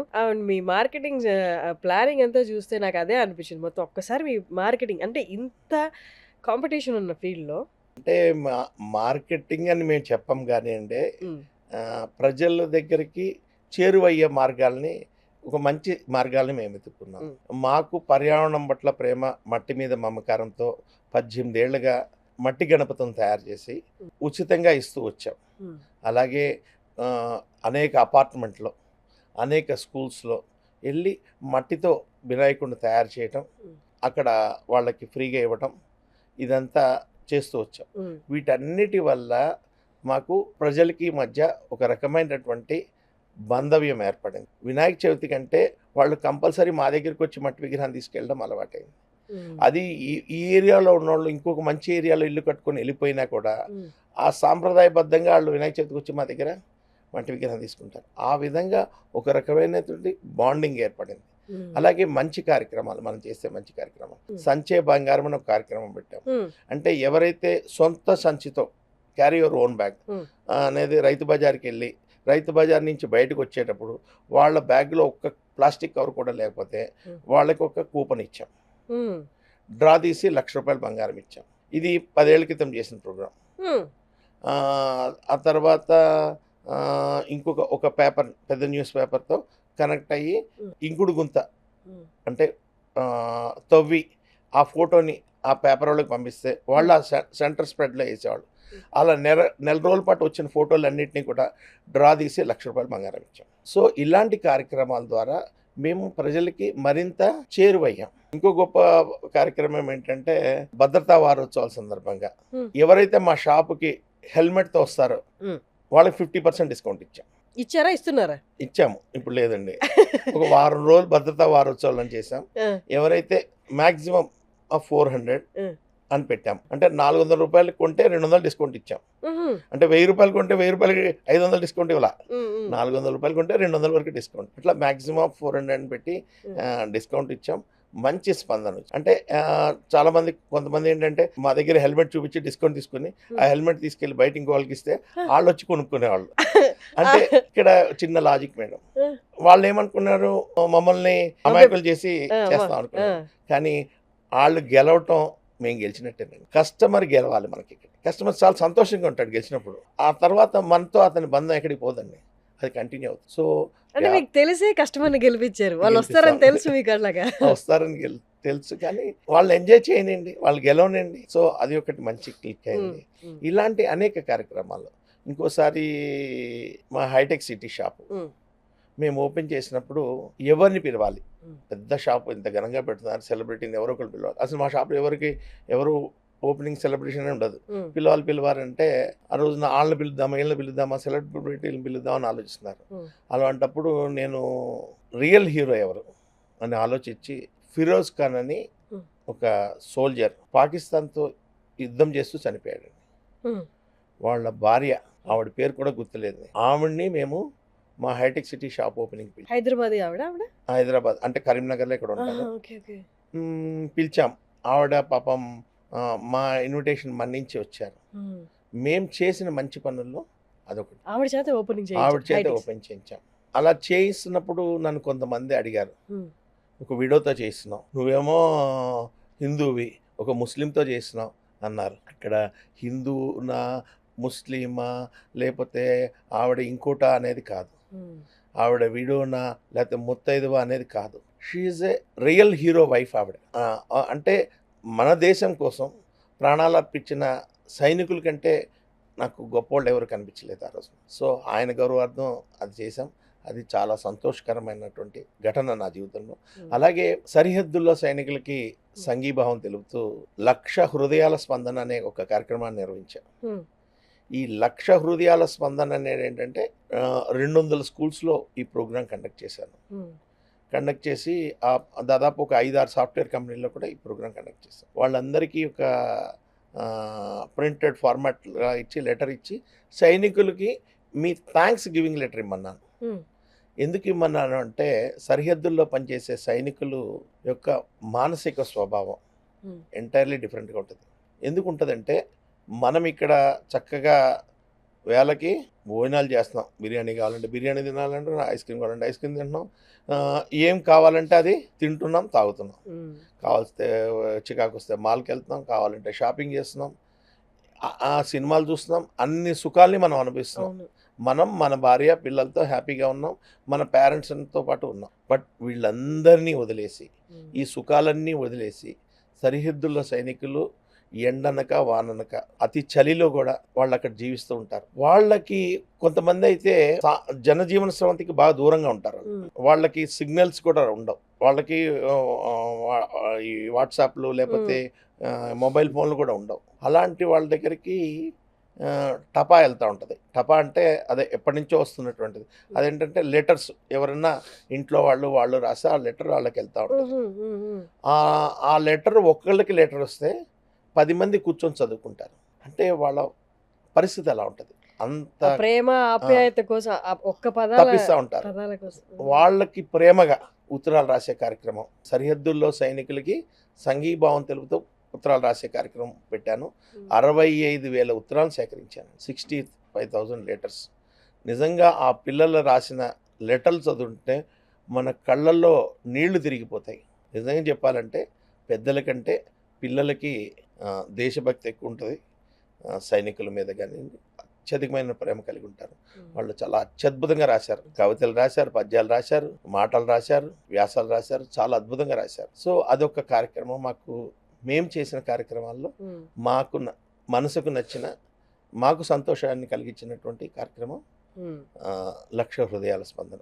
మీరు ఒక స్లోగన్ చెప్పారు, మీది క్యాప్షన్ ఒకటి, బాండ్ బియాండ్ ది బ్రాండ్. అది ఖచ్చితంగా మీరు చేసిన పనులలో ఖచ్చితంగా కనిపిస్తుంది సార్. ఎందుకంటే ఒక బిజినెస్ నే ప్రమోట్ చేయాలనుకుంటే సిటీల్లో పెద్ద పెద్ద హోర్డింగ్స్ ఉన్నాయి, ఆ దారిని వెళ్ళే ప్రతి ఒక్కరూ చూస్తారు. కానీ వాళ్ళు పక్క రోజు గుర్తు పెట్టుకుంటారా అంటే, అది క్రాస్ అయిన తర్వాత గుర్తు పెట్టుకుంటారా అంటే గ్యారంటీ లేదు. అదే వాళ్ళ ఇంట్లోకి వెళ్ళిపోయి వాళ్ళకి సహాయం మన తరపున ఎంతో కొంత మనసుని తాకే సహాయం ఏదైనా జరిగితే మన తరపు నుండి ఖచ్చితంగా గుర్తుపెట్టుకోండి. మీరు అన్నది అక్కడ యాక్చువల్లీ జస్టిఫై అవుతుంది, మీరు పెట్టిన క్యాప్షన్ కూడా ఎప్పటికీ గుర్తుండిపోతారు మీరు చేసినవన్నీ. అవునండి, డెఫినెట్గా. అంటే ఇలాంటి కార్యక్రమాల వల్ల ప్రజలకు మరింత చేరువయ్యామని చెప్పచ్చు. అలాగే మమ్మల్ని ఒక ఇంతకాలంగా అర్థం చేసుకున్నటువంటి కస్టమర్లు ఇప్పుడు అలాగే మా దగ్గర మొత్తం పేపర్ బ్యాగ్లే వాడతాం. ఈ 18 ఏళ్ళుగా పేపర్ బ్యాగ్ వాడతాం. కానీ ఒక్కోసారి అందివ్వలేకపోతాం, మాకు సప్లయర్ ఇబ్బంది పెడతారు, ఇవ్వలేకపోతారు. పేపర్ బ్యాగ్ అనేది అంత తేలిక వచ్చేది కాదు. ఇప్పుడంటే మెషినరీ వచ్చేసింది, కానీ ఇప్పుడు హ్యాండ్ మేడే చేసేవాడు. సో ఆ లేని టైంలో మేము నాన్ ఓన్ బ్యాగులని వీటిని తప్పనిసరి పరిస్థితుల్లో వాడుతుంటాం. బట్ మ్యాక్సిమం పేపర్ బ్యాగ్ వాడతాం. అలాగే పేపర్ బ్యాగ్ అంటే మా దగ్గర సొంత సంచితో షాపింగ్కి వచ్చిన వాళ్ళకి ఒక 15 రోజులు ఒక డ్రైవ్ చేసాం, 50% డిస్కౌంట్ ఇచ్చాం. వాళ్ళు ఏంటంటే సొంత సంచితో రావాలి అంతే, వేస్టేజ్ కాకుండా. అది అంటే మీరు సొంత సంచిని మీ జోబులో పెట్టుకొని మార్కెట్లోకి వెళ్ళండి అనే అలవాటుని చేయడానికి మేము చేసిన ప్రయత్నం అది. సార్, అంటే బిజినెస్ నడపాలి అంటే స్ట్రాటజీలు ఉండాలి, వాళ్ళకన్నా పై ఎత్తేయాలి, లేకపోతే అక్కడ బ్రెయిన్ వాడాలి, ఇక్కడ బ్రెయిన్ వాడాలి. ఇవేమీ కాదురా నాయన, మంచితనంతో కూడా బిజినెస్ చేయొచ్చు అంటారు. అంటే కస్టమర్ విన్నింగ్ ఇంపార్టెంట్ అండి ఇక్కడ. అంటే కస్టమర్ విన్నింగ్ ఎంత బాగా చేసేవాళ్ళం అంటే బిజినెస్లో మా దగ్గర స్వైపింగ్ మిషన్ లేనప్పుడు కస్టమర్ వచ్చి మీ దగ్గర స్వైపింగ్ మిషన్ లేదు, ఇప్పుడు కాదులేదు, ఇప్పుడు అంటే ఫోన్పేలు ఇవన్నీ వచ్చేసినాయి, కానీ స్వైపింగ్ మిషన్ లేనప్పుడు 1800 ఏందండి స్వైపింగ్ మిషన్ లేదంటే లేదండి వాళ్ళం. మరి ఎట్లా అండి డబ్బులు అంటే రేపు పొద్దున్న తెచ్చివ్వండి అండి. ఎన్నేళ్ళ క్రితం ఇది? ఒక 10 ఏళ్ళు అయింది. అదేంటండి 1800 కదా బిల్లు, రేపు తెచ్చివ్వడం అండి. పర్లేదు సార్ రేపు తెచ్చివ్వండి అని. ఇట్లా నేను 10 మంది కంటే 9 మంది వెనక్కి తెచ్చి ఇచ్చేవాళ్ళండి. ఒకళ్ళు ఎవరో మర్చిపోయో కావాలనో ఆగిపోండొచ్చు, కావాలని అనుకోను, నేను మర్చిపోయో మళ్ళీ ఇద్దామని నెగ్లెక్ట్ చేసాను. బట్ ఈ 9 మంది నా లాయల్ కస్టమర్లు అయిపోయారండి. అంటే అది మర్చిపోరు సార్. నాకు ఒక కస్టమర్ని నేను నష్టపోయి ఉండొచ్చు, కానీ నాకు ఈ 9 మంది లాయల్ కస్టమర్ అయ్యారు. సో అలా ఉండేది మా బిజినెస్ విధానం, అంత భరోసాగా చేసేవాళ్ళం. ఇంకొకటి ఇక్కడ సైకలాజికల్ ఫ్యాక్ట్ సార్, మీరు ఒక వ్యాపారి కస్టమర్ని నమ్మి రేపు తీసుకురా అన్నాడు అంటే ఖచ్చితంగా తను అది హ్యాపీగా ఫీల్ అవుతాడు, ప్రౌడ్గా ఫీల్ అవుతాడు. నన్ను నమ్మి ఈ మాట అన్నారు అంటే ఆయనకి ఎప్పుడు మీరు గుర్తుంటారు. మా బిజినెస్ సక్సెస్లో అది ఒకటి కూడా బాగా, నేను నమ్మి ఇచ్చారు అన్నది చాలా ప్రౌడ్ ఫీలింగ్, హ్యాపీనెస్. తప్పనిసరిగా పెద్ద జర్నీ మీది. నేను అన్ని చోట్ల నమ్మకం అనే బీజం, హెల్పింగ్ అనే బీజం నాటుకుంటూ వచ్చారు, ఒక రోజులో సాధించింది కాదు. ఎక్కడ స్టార్ట్ చేశాను, ఎక్కడికి వచ్చాను, చాలా సాధించాను, ఇంకేదైనా సాధించాలి అన్నది ఉందా, లేకపోతే నేను సాధించింది చాలా ప్రస్తుతానికి తృప్తిగా ఉన్నాను అని ఉంటుందా మీకు ఫీలింగ్? ఇప్పుడు కూడా ఏదో సాధించాలన్న తపన అయితే ఉంటుందండి. ఆ తపనతోనే మేము నడుస్తూ ఉంటాం. మేము ఎంత బాగా బిజినెస్లో ఉంటామో, ఎంత ఫ్లరిష్డ్గా ఉంటామో అంతే విధంగా మనం ఇంకొకరికి సహాయం చేయగలం. మనకి 100 రూపాయలు వస్తే 10 రూపాయలు సహాయం చేయగలిగినప్పుడు 1000 రూపాయలు వస్తే 100 రూపాయలు సహాయం చేయగలం కదా. సో మనం 100 రూపాయలు సహాయం చేయాలంటే 1000 రూపాయలు సంపాదించాలి. సో ఆ తపనలోనే ఉంటాం మేము. బ్యాక్ టు సొసైటీ అనే దానికి ఎక్కువ ఇంపార్టెన్స్ ఇస్తాం మేడం. ఎక్కడి నుంచో వస్తారు, ఎక్కడెక్కడి నుంచో వస్తారు, ఎవరు వస్తారో తెలియదు. ఇలాంటి కస్టమర్స్ గురించి ఆలోచించి మీరు నా వైపు నుంచి కూడా ఏదైనా ఇవ్వాలి, వాళ్ళు ఇచ్చేదే కాదు అన్నట్లు ఆలోచించి చేస్తున్నారు కదా. నాకు ఇవన్నీ మీరు చెప్పినప్పుడు వింటుంటే, కానీ సంవత్సరాల తరబడి మీ దగ్గర పనిచేస్తున్న మీ ఎంప్లాయీస్ ఎవరైతే ఉన్నారో వాళ్ళ పట్ల మీరు ఎలా ఉంటారో తెలుసుకోవాలని. అంటే వాళ్ళ పట్ల మేము చాలా ప్రేమగా ఉంటామండి. ఆ, ఆహ్, వాళ్ళకి ఎప్పుడు కూడా విలువిస్తూ ఉంటాము. వాళ్ళని అంటే ఒక 10 సంవత్సరాలు దాటిందనుకోండి, ఉమ్, వాళ్ళని మా కుటుంబ సభ్యులుగానే భావిస్తాం. ఉమ్, సో, మా సక్సెస్‌లో దే ఆర్ పార్ట్. మా ఎంప్లాయీస్ యొక్క కంట్రిబ్యూషన్ వల్ల మాత్రమే మా సంస్థ ఇలా ఉంది. ఆలివ్ అంటే ఒక దొర్రాజు లేకపోతే మా కుటుంబం ఒకటి కాదండి. ఉమ్, మా ఎంప్లాయీస్ అందరూ కూడా మా కుటుంబ సభ్యులే. ఉమ్, అండ్ మోర్ ఎవర్ ఎవరైనా బిజినెస్ పీపుల్కి మేము చెప్పేది, be honest to your employee. Um. మనం ఒక ఎంప్లాయీల పట్ల నిజాయితీగా వ్యవహరించినప్పుడే ఎంప్లాయీస్ మన కస్టమర్ల పట్ల నిజాయితీగా వ్యవహరించగలరు. అమేజింగ్. అండ్ మనము నిజాయితీగా ఉండకుండా వాళ్ళకి రాంగ్ గైడెన్స్ ఇస్తూ ఉంటే డెఫినెట్గా వాళ్ళు కూడా ఎక్కువ అంటే కస్టమర్ల పట్ల నిజాయితీగా వ్యవహరించలేరు. సో అది ఒకటి బేసిక్ ప్రిన్సిపల్ అండి. సరే, ఈ హోల్ జర్నీలో అంటే అప్స్ అండ్ డౌన్స్ వస్తూనే ఉంటాయి. బిజినెస్ అంటేనే భయం. భయం అంటే రేపేంటి, ఉంటానా ఉండనా, లేకపోతే ఇప్పుడు కరోనా వచ్చింది, బయట నుంచి ఏ ఫుడ్ తినలేదు, ఇలాంటి గడ్డు పరిస్థితులు వస్తాయి కదా సార్. గట్టు పరిస్థితులు ఇలాంటి ఎట్లా సర్వైవ్ అవ్వగలవు అని, అలాంటి అప్స్ అండ్ మీరు డౌన్స్. కరోనా అన్నారు కదా, కరోనా గురించి మేము చాలా గొప్పగా చెప్పుకోవాల్సిన ఒక నిజం ఉందండి. భవిష్యత్తుని మనం అసెస్ చేయడం అనేది చాలా ముఖ్యం. మేము కరోనాని ఎక్స్ట్రాడినరీ అసెస్ చేసాం. మార్చి 21న లాక్డౌన్ ప్రకటించే అవకాశం ఉంది. బిజినెస్ పీపుల్ అందరూ ఏమనుకున్నారు, 21వ తారీఖు లాక్డౌన్ చేస్తారు, 22 తెరుస్తారు వ్యాపారం అనుకున్నారు. హైదరాబాద్లో మొత్తం ఆంధ్రప్రదేశ్లో ఉన్న మిఠాయిలన్నిటి పరిస్థితి నాకు తెలుసు కదా. నేను 19 పొద్దున్న ఈ మాట వినగానే ఇమ్మీడియట్గా స్టాఫ్ మీటింగ్ అరేంజ్ చేసి అప్పుడు నా దగ్గర అవుట్ స్టేషన్ నుంచి వచ్చిన వాళ్ళు 130 మంది ఉన్నారు. 130 మందికి అడ్వాన్సులు ఇచ్చేసి ఛార్జీలు ఇచ్చేసి ఇమ్మీడియట్గా మీ ఊరు వెళ్ళిపోండి రా అన్న. మొత్తం మా స్టాఫ్ అంతా స్టన్ అయ్యారు. ఏంటి మా ఓనర్కి ఏంటి పిచ్చెక్కిందా ఏంటి, మిగతా ఇన్ని స్వీట్ షాపులు, ఇన్ని హోటల్ ఇండస్ట్రీ వీళ్ళందరూ కూడా ఎవరు పంపించలేదు, ఈయనేంటి మూసేద్దాం అంటున్నాడు. ఏం సార్, ఇంత బిజినెస్ ఇంత నెట్వర్క్ ఉంది కదా, మీరు ఎలా పంపించేస్తారు ఇంత స్టాఫ్ని అన్నారు. లేదు, ఇమ్మీడియట్గా మీరు వెళ్ళిపోండి అన్న. సాయంత్రం లోపల అందరికి పెట్టి బేడ సర్దిచ్చేసి ఇళ్ళ ప్రయాణం. ఎందుకంటే దీంట్లో రాజస్థాన్ నుంచి వచ్చిన వాళ్ళు ఉంటారు, గుజరాత్ నుంచి వచ్చిన వాళ్ళు ఉంటారు, మన యూపీ నుంచి వచ్చిన వాళ్ళు ఉంటారు, కలకత్తా వాళ్ళు ఉంటారు, వీళ్ళందరూ వెళ్ళిపోండి అని చెప్పా. చాలామంది రివర్స్ అయ్యారు, బాధపడ్డారు. లేదురా బాబు మీరు వెళ్ళిపోండి అన్నాను. అప్పటిదాకా మా దగ్గర ఉన్న స్వీట్ స్టాక్ అంతా కట్ చేసి మంచిగా ఒక 5 కిలోలు చొప్పున ఇచ్చేసి మొత్తం అందరినీ పంపించేశాను. లోకల్గా ఉన్న ఒక 5-10 స్టాఫే ఉన్నారు మా దగ్గర, 10-15 మంది స్టాఫ్ అంతే. మిగతా అందరినీ పంపించేశాను. వీళ్ళందరూ వెళ్ళేటప్పుడు తిట్టుకుంటూ వెళ్ళారు నన్ను. కానీ ఈ రోజైతే 21 లాక్డౌన్ అనౌన్స్ చేశాడో ఆ టైంకి మా స్టాఫ్ అంతా వాళ్ళ ఇళ్లలో ఉన్నారు. ఎక్కడ షాపులు లేవు, మొత్తం కార్ఖానా లేదు, మొత్తం క్లోజ్ చేసాం, మొత్తం ఉంది. ఆ టైం నుంచి లాక్డౌన్ వరకు ఒక 1.5 month జరిగినప్పుడు మా ఎంప్లాయీస్ అందరూ వాళ్ళ భార్య పిల్లలతో వాళ్ళ తల్లిదండ్రుల సమక్షంలో హ్యాపీగా ఉన్నారు. అదే కానీ ఆ టైంలో ఇక్కడ ఉండుంటే టెన్షన్ నడుచుకుంటూ వెళ్ళిపోయారండి. ఒరిస్సా కొంతమంది నడుచుకుంటూ వెళ్ళిపోయారు. బస్సులు లేవు, రైళ్లు లేవు, ట్రాన్స్పోర్టేషన్ లేదు, నరకం అనిపించారు. ఆ టైంలో మా పిల్లలు మాత్రం, మా ఎంప్లాయీస్ హ్యాపీగా ఇళ్లలో ఉన్నారు. అదే మేడం, అలాంటి సిచ్యువేషన్ ఒకటి జరగలేదు. అదే మా బిజినెస్ అసెస్మెంట్. కానీ మిగతా స్వీట్ షాపులు అన్నింటిలో కూడా ఉండిపోయారు ఎంప్లాయీస్, హోటల్స్లో ఉండిపోయారు ఎంప్లాయీస్. ఆ ఓనర్స్ నెత్తి నోరు అనుకుంటున్నారు. వాళ్ళందరూ నన్ను అడిగారు, ఏంటి దొరరాజు ఇంత ఇట్లా చేసావు, మా ఎవరికి చెప్పలేదేంటి, ఎలా అసెస్ చేసావు, మాకు చెప్పలేదేంటి అని. నాకెందుకు అనిపించింది, నేను చేశాను అంటే నేను ఎప్పుడు కూడా మా ఎంప్లాయీస్ యొక్క కంఫర్టబిలిటీ ఆలోచిస్తాను తప్పితే నా బిజినెస్ గురించి ఆలోచించనండి. అదే నన్ను ఆ రోజున అంతమందిని ధైర్యం చేసి ఇంటికి పంపించేసి, మిగతా వాళ్ళందరూ ఏమనుకున్నారంటే 2 రోజులు 3 రోజుల తర్వాత బిజినెస్ ఉంటుంది అనుకున్నారు. బట్ నేను ఒక్కనే ఆలోచించేది, ఇప్పుడే అయ్యే వ్యాపారం కాదు. సో ఆ విధంగా అదొక ఆ అసెస్మెంట్ భగవంతుడు ఇచ్చిన వరం అండి. అంటే అది నా కోసం ఇచ్చుంటాడు.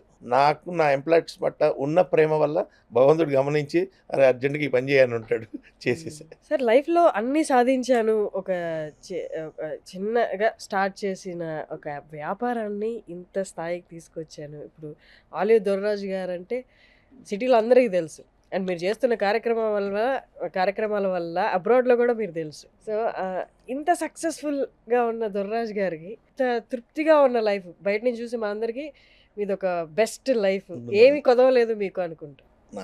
డెఫినెట్గా మాకుండే బాధలు మాకు ఉంటాయండి. బట్ కొన్ని సంఘటనలు మాకు బాధ కలిగించే ఉంటాయి, కానీ వాటి నుంచి బయటపడడానికి మంచి పనులు చేస్తూ పోతూ ఉంటాం. దొర్రాజ్ గారికి ఏం ప్రాబ్లమ్స్ ఉంటాయి సార్? నాకు ప్రాబ్లం అనేది ఏం లేదండి. నా జీవితంలో నాకు బాగా బాధ కలిగించిన సంఘటన ఏదన్నా ఉంటే ఫ్యామిలీ అంతా చూస్తారు, అందరు ఇబ్బంది పడతారు. క్లుప్తంగా అన్న చెప్పండి సార్, అంటే అడ్వైజ్ ఇస్తున్నట్టు చెప్పండి. పిల్లల పట్ల ప్రేమగా ఉండండి, దురుసుగా వ్యవహరించకండి. వాళ్ళు ఏదన్నా తప్పులు చేసినా వాళ్ళ నుంచి మీరు ఎక్కువ ఎక్స్పెక్ట్ చేయకుండా వాళ్ళని ప్రేమగా దగ్గర తీసుకోండి. చిన్న చిన్న ఆవేశాలతో పిల్లలు తీసుకునే నిర్ణయాలు పేరెంట్స్కి జీవితకాలం ఒక పనిష్మెంట్గా ఉంటాయి. ఏదో ఆవేశంలో పిల్లలు ఆత్మహత్యలు చేసుకుంటున్నారు, పేరెంట్స్కి జీవితకాలం వాళ్ళు విధించే శిక్ష. అలాంటి ప్రయత్నాలు దయచేసి ఏ పిల్లలు చేయొద్దని కోరుకుంటున్నాను. ఆ పిల్లలకి ఆ అరగంట గంట బాధ ఉండొచ్చు, కానీ పేరెంట్స్కి మాత్రం జీవితకాలం శిక్షనండి. సో అలాంటి పిల్లలు అవాయిడ్ చేయండి అని కోరుకుంటున్నాను. మీరు చెప్పింది చాలా వాస్తవం సార్. అంటే ముందు జనరేషన్స్లో ఇప్పుడు నిదానం లేదు, స్పీడ్ నిర్ణయాలు, అప్పటికప్పుడు డెసిషన్స్, అప్పటికప్పుడు ఏదో జరిగిపోవాలి, అప్పటికప్పుడు రిజల్ట్ రావాలి. అంటే పేషెన్సీ లేదండి. మెయిన్ 2 నిమిషాల్లో నెట్ అందకపోతే చికాకు వచ్చేస్తుంది. వైఫై కనెక్ట్ లేకపోతే గబగబా అడిగేస్తుంటారు, అడుగుతూ ఉంటారు, లేకపోతే తట్టుకోలేరు. ఎవరైనా ఇంటికి వచ్చినా సార్ మీ వైఫైనే మీరు చెప్తారా అంటారు. అంటే దానికి అలవాటు అయిపోతున్నారు. కానీ మీరు అన్నారు సార్ పేరెంట్స్ దురుసుగా ప్రవర్తించకండి అని, కానీ ఒక మాట అనకపోతే పిల్లలకి భయం ఎలా ఉంటుంది సార్? ఊహ తెలియని వయసులో భయమే కదా. భయం అంటే ఇది పాజిటివ్గా తీసుకుంటే పర్లేదండి, సీరియస్గా తీసేసుకుంటున్నారు. ఇప్పుడు ఉండే పిల్లల్లో మాట పడట్లేదు. మా చిన్నప్పుడు మమ్మల్ని కర్రతో ఎరకొట్టేసినా మేము పెద్దగా బాధపడేవాళ్ళం కాదు, మళ్ళీ దురుపుకొని మరుసటి రోజు. ఇప్పుడు పిల్లల్ని ఏదైనా ఒక మాట అంటే తట్టుకోలేని పరిస్థితిలో ఉన్నారు. చాలా డెలికేట్గా డీల్ చేయాలి పిల్లల్ని. మొన్న రీసెంట్గా చూసాం, 9th క్లాస్లోనో ఇప్పుడు మార్క్ సరిగ్గా రాలేదని పిల్ల హ్యాంగ్ చేసేసుకుంది. ఇలాంటి విన్నప్పుడు చాలా బాధగా ఉంటుంది. ఈ పోటీ ప్రపంచంలో గెలిచిన వాళ్ళందరూ చదువుకున్న వాళ్ళే కాదండి, చదువుకోకపోయినా జీవితంలో గెలిచే అవకాశం ఉంది. ఇంత 10 మందికి సహాయం చేస్తూ ఇంత జోవియల్గా మీరు ఉన్నారంటే అక్కడ అంతా నవ్వులే ఉంటాయి.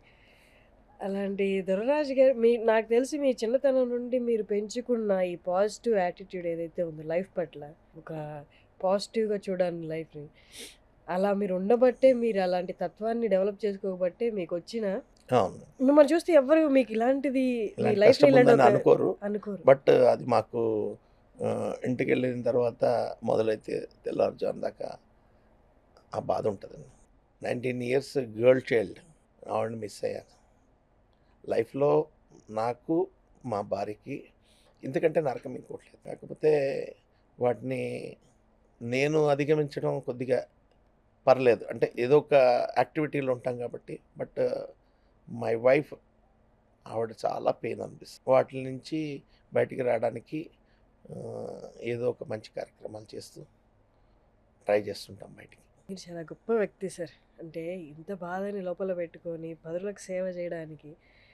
అలాగే నేను మిగతా కార్యక్రమాల గురించి ఇంకా మెన్షన్ చేయలేదు అసలు, చాలా ఉన్నాయి మీరు చేసే ఎడ్యుకేషన్ అండి. ఎడ్యుకేషన్ గురించి మేము ముఖ్యంగా చెప్పుకోవాలి.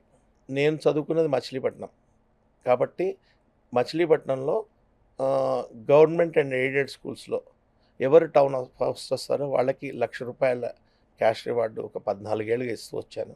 అలాగే వాళ్ళు ఎవరైతే టౌన్ ఫస్ట్ వస్తారో వాళ్ళని గన్నవరం నుంచి హైదరాబాద్కి విత్ పేరెంట్స్ ఫ్లైట్లో తీసుకొస్తాను. అలాగే ఆ స్కూల్ టాపర్స్ అందరినీ, ఆ 18 స్కూల్స్ టాపర్స్ అందరికీ కూడా 10,000 క్యాష్ రివార్డ్ ఇస్తాం. వీళ్ళందరినీ హైదరాబాద్ తీసుకొచ్చి హైదరాబాద్లో ఉన్న సాఫ్ట్వేర్ కంపెనీలన్నీ చూపించి, ఐఎస్బి చూపించి, అక్కడ భోజనం పెట్టి వీళ్ళందరినీ క్యాష్ రివార్డ్ ఇచ్చి పంపిస్తాను ఎవ్రీ ఇయర్. ఇది నేను మొదలుపెట్టినప్పుడు 9% చాలా తక్కువగా ఉండేది. ఈ దశాబ్ద కాలంలో అది చాలా బాగా పెరిగింది. ఈ రోజున 10 out of 10 ఒకేసారి నలుగురికి వచ్చిన సంవత్సరం కూడా ఉంది. సో ఈసారి 570 మార్క్స్ ఇద్దరికి వచ్చింది. సో రీసెంట్గా ఇద్దరికి ₹1,00,000 క్యాష్ రివార్డు, మళ్ళీ అన్ని స్కూల్స్ వాళ్ళకి టాపర్లకి 10,000 చొప్పున ఇచ్చి క్యాష్ రివార్డ్ ఇచ్చాం. సో 9.10 అబోవ్ పర్సెంటేజ్ అద్భుతంగా పెరిగింది గవర్నమెంట్ స్కూల్స్లో. ఇదొక ప్రయత్నం. గత 3 సంవత్సరాల నుంచి హైదరాబాద్లో కూకట్పల్లిలో ఒక 14 స్కూల్స్ అడాప్ట్ చేసుకున్నాము. ఆ 14 స్కూల్స్లో మిషన్ 10/10 అని స్కీమ్ పెట్టాను. ఎవరికైతే 10 out of 10 వస్తుందో వాళ్ళకి ₹1,00,000 క్యాష్ రివార్డ్. అది కూడా అద్భుతమైన ఫలితాన్ని సాధించింది. అది నేను 3 ఏళ్ల క్రితం మొదలుపెట్టినప్పుడు 7-8 మందికి 9 పైన మార్కులు వచ్చేదండి.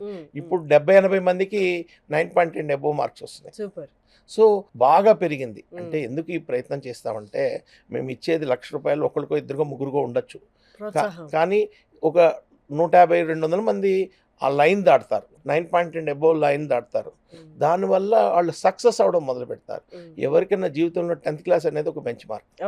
అక్కడ కనుక వాడు సక్సెస్ అయ్యాడంటే జీవితకాలం ఆ సక్సెస్ కోసం వాడు కష్టపడుతూనే ఉంటాడు. ఈరోజు వాళ్ళు ఇద్దరికో ముగ్గురికో ₹1,00,000 వచ్చి ఉండొచ్చు, కానీ భవిష్యత్తులో ఈ 90-80 మందికి కూడా నెలకి ₹1,00,000 జీతం వచ్చే జాబ్లో చేరిపోతారు. సో అది మా కాన్సెప్ట్. సార్, మీ మొత్తం లైఫ్ జర్నీని సమ్మరైజ్ చేస్తూ, ఆటుపోట్లని, పర్సనల్ లైఫ్ని, బిజినెస్ని అన్నీ సమ్మరైజ్ చేస్తూ ఒక మాటలో చెప్పాలి అంటే, లేదా ఒకరికి అడ్వైస్ ఇవ్వాలి అంటే, లైఫ్లో ఇదిరా, లైఫ్లో అవి ముఖ్యం కాదు, ఏదైనా చెప్పగలరా ఒక లైన్?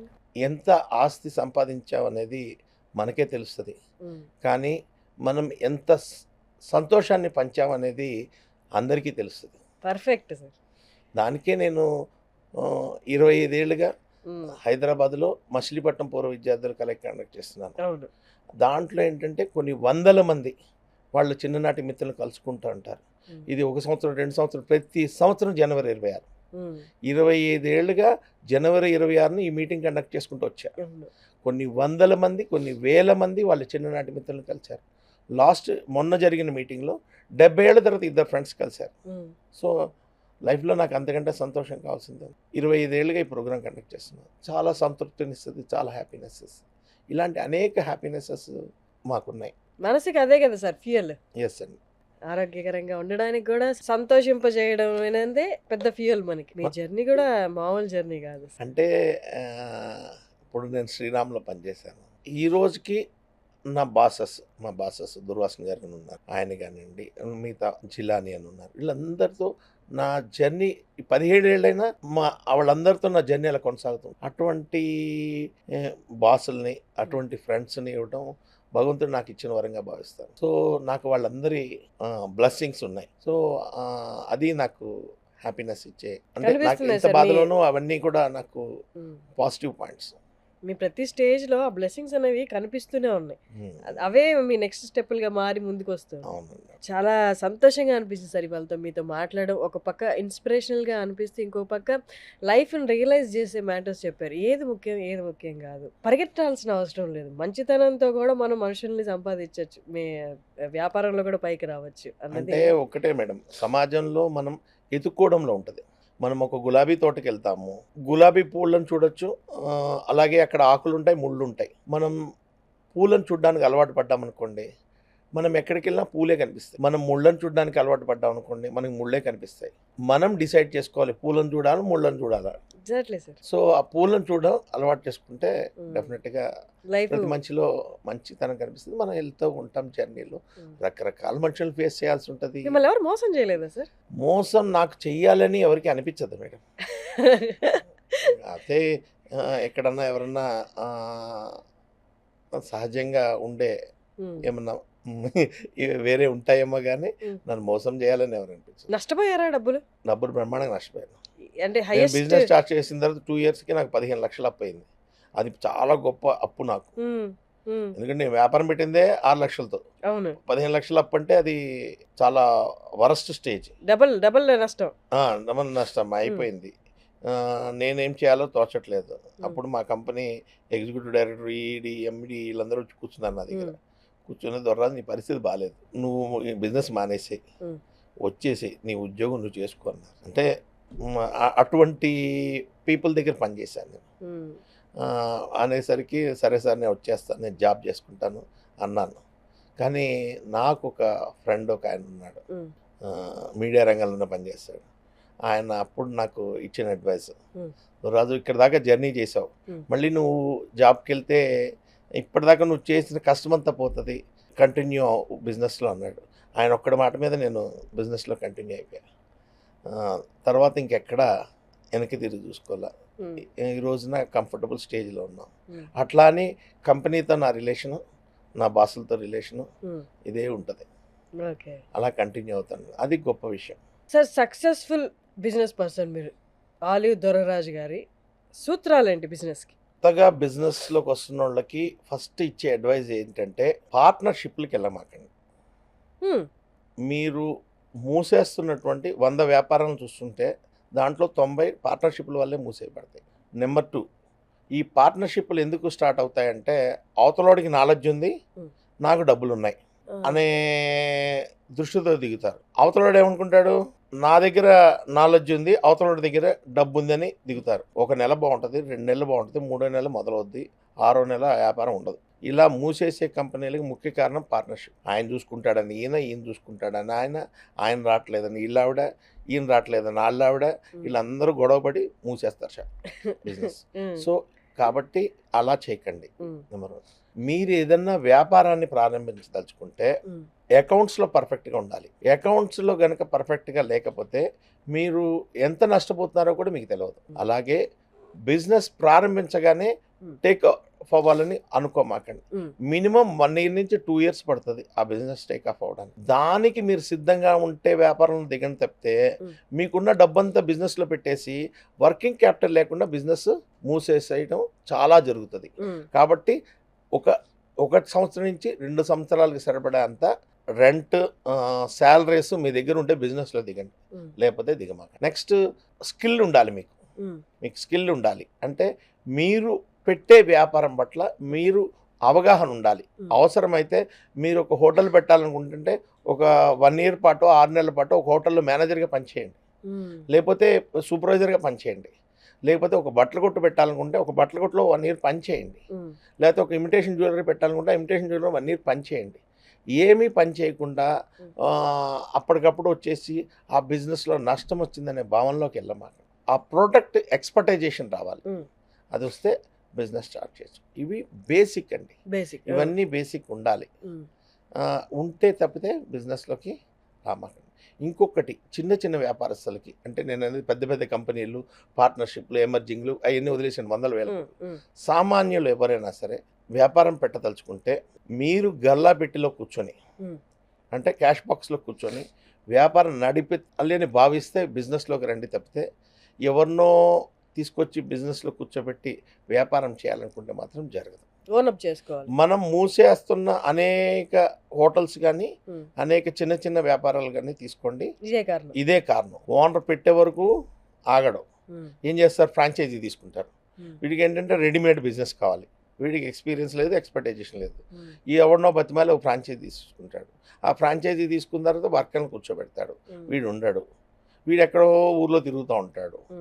ఆ బిజినెస్ 100% కొలాప్స్ అయిపోతుంది. ఎవరైనా సర్వైవ్ అయ్యారంటే అది 100కు 1 2 ఉంటాయి తప్పితే. అలాగే మనం ఎప్పటికప్పుడు గమనించుకుంటూ ఉండాలి. సార్, అండ్ ఫ్రాంచైజీ మార్కెట్ ఇప్పట్లో బాగా కనిపిస్తుంది. ఒక్కటి హిట్ అయింది, ఒక ఐడియా హిట్ అయింది అంటే, ఫర్ ఎగ్జాంపుల్ మన ఆలివ్ మిఠాయి షాప్ తీసుకుంటే దీనికి ఎవరు మిమ్మల్ని ఫ్రాంచైజీ అడగలేదా సార్? బోల్డ్ మంది అడుగుతుంటారు, ఫ్రాంచైజీ ఇస్తారా మాకు అంటారు. దేనికైనా నీకు ఫ్రాంచైజీ అంటే మా అబ్బాయి పెళ్లి చేద్దాం అన్నాడు. ఓకే, ఈ స్టోర్ అబ్బాయి పేరు మీద తీసుకొని పెళ్లి చూపించి పెళ్లి చేయడానికి. సో ఇలాంటి ఫ్రాంచైజీలు కూడా వచ్చేసినాయి. దీన్ని గమనించి ఫ్రాంచైజీ వ్యాపారం ఎక్స్పెన్షన్ కూడా చేసేవాళ్ళు ఉన్నారు.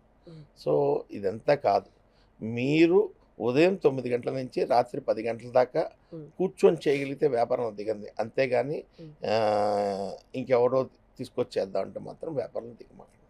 ఆ కమిట్మెంట్ ఉండాలి. మీరు సక్సెస్ అవుతున్న షాపులు తీసుకోండి. కూకట్పల్లి హౌసింగ్ బోర్డులో ఒక ఫుడ్ రెస్టారెంట్ ఉంది.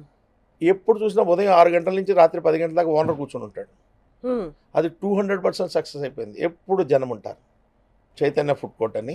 చైతన్య ఫుడ్ కోర్ట్ తెలియని వాళ్ళు సార్, అసలు అన్ని చోట్ల కనిపిస్తుంది బ్రాంచ్. ఎందుకు సక్సెస్ అయింది? పొద్దున్న 6 గంటలకు ఉంటాడు ఓనర్, సాయంత్రం 11 గంటల దాకా ఉంటారు. సక్సెస్ అవ్వని జనం లేని రెస్టారెంట్కి వెళ్ళి చూడండి, అక్కడ ఓనర్ కనిపించండి మనకి. అవును, ఆ ఓనర్ ఉంటే ఎంత జాగ్రత్త తీసుకుంటారంటే. అలాగే హౌసింగ్ బోర్డులో రోడ్ నెంబర్ 1లో ఒక టిఫిన్ రెస్టారెంట్ ఉంది.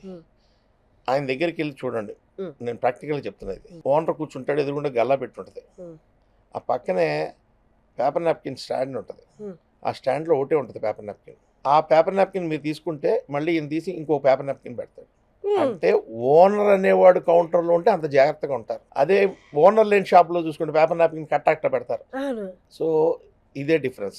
నేను ప్రాక్టికల్గా చెప్తున్నాను. Yeah. నేను చెప్తున్న టిఫిన్ సెంటర్కి ఫ్రాంచైజీలు కూడా ఉన్నాయి. ఓకే. సిటీలో ఒక 10 ఫ్రాంచైజీలు దాకా ఇచ్చారు. అన్ని బిజినెస్లు జరుగుతూనే ఉంటాయి. Hmm. ఎక్కడైతే ఓనర్ ఉండడో అక్కడ బిజినెస్ జరగదు. వాళ్ళకే ఫ్రాంచైజీ మన హైటెక్ సిటీలో వెళ్ళి చూడండి, Hmm. అసలు జనం కనిపించరు. సో ఫ్రాంచైజీ వ్యాపారం అలా ఉంటుంది. ఏ వ్యాపారం అయినా సరే Hmm. మీరు కూర్చొని మీరు టైం స్పేర్ చేసి చేయగలిగితే Hmm. వ్యాపారంలో రండి, Hmm. లేకపోతే రామాకండి. Hmm. ఏదో ఒక 4 రాళ్ళు ఇస్తుందాం, ఒక రాయి తగులుతుందని మాత్రం వ్యాపారంలో రామాకండి. మీరు వ్యాపారం చేయాలంటే ఇసిరే రాయి బలంగా విసరండి, గురి చూసి విసరండి, తగలాలని విసరండి. బా. ఆ. అలా చేస్తే business Success. success అవుతుంది.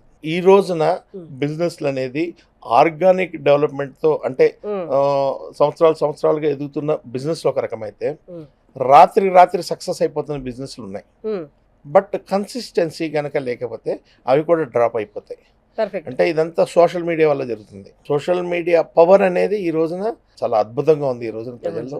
అలాగే నాలెడ్జ్ షేరింగ్ అనేది, Hmm. అన్నెసెసరీ నాలెడ్జ్ షేరింగ్ అనేది కూడా ఎక్కువైపోయింది. అవును, కరెక్ట్ సార్. ఆ ఇన్ఫ్లుయెన్సర్స్ కూడా ఫాలోవర్షిప్ని కరెక్ట్గా వాడుకుంటే అందరికి మీరు అన్నట్టు ప్రతిదానికి మంచిదనే తీసుకెళ్తే మంచి జరుగుతుంది. అవునవును. Thank you sir, thank you so much. మీతో మాట్లాడడం చాలా సంతోషంగా అనిపించింది. ఒక ఇన్స్పిరేషనల్ వీడియో ఇది చెప్పాలి అంటే.